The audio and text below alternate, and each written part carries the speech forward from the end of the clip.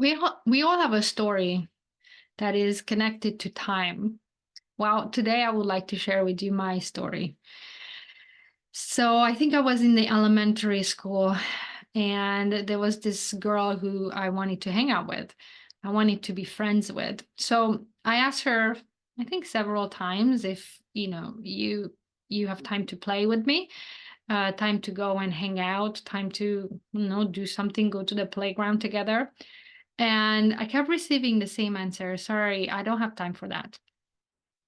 And I remember one time I went home and I thought, okay, wait a minute. We all have 24 hours, the same 24 hours in the day to do things. So if she doesn't have time to do that, to hang out with me, and I have time to hang out with her, then I quickly put the one and one together. She doesn't want to have time to do things with me. So really what she was saying, that she didn't want to make time to spend time with me. And as much as that hurt, knowing that I wanted to be friends with her, it was one of those aha moments for me to realize, wait a minute, yes, this concept, time. What is my relationship with time again? Well, one, I promised myself not to ever make others feel the way she made me feel.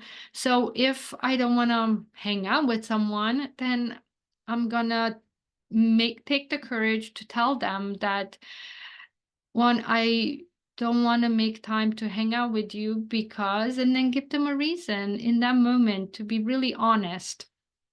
Either there's something else going on in my life, let's do it later, or our values collide, and right now being friends won't work for me, or who knows what. So, giving a reason to someone, rescheduling, saying no, not yet, these are all valid answers that I was not aware back then until that painful experience with that girl. And another thing that I learned is that if I want something, to not tell myself that I don't have time for that. That's almost lying to myself, just as much as lying to others. But I don't want to lie to myself. If I want something and I really want something, then I will make time for it. Let's speak truth. Let's not lie to myself. Maybe I don't want it and I just don't want to face it. So I tell myself I don't have time for that.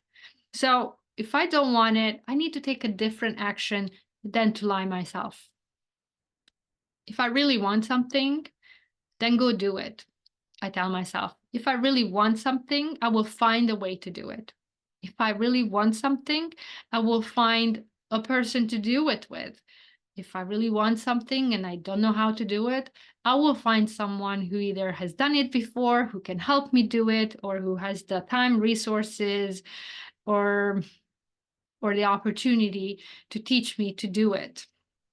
So I'm sure you have your story with time, or maybe you are just not aware, haven't reflected yet of what your story with time is, your relationship with time is. And I would like to encourage you to take a few minutes of your time to sit down and find out how you think about time, because how you think about time drives how you set up your time, how you fill your time, how you manage your time, and what commitments you make with your time, and then ultimately how you live your life. It definitely changed my life, how I viewed from that moment on time, my relationship with it, and then the decisions that I made later on.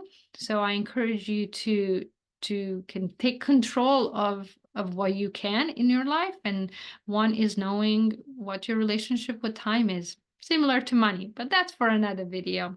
Right now, tackle time, and if you get an aha moment, you find out something, let me know. I'd love to hear from you. Thanks for listening.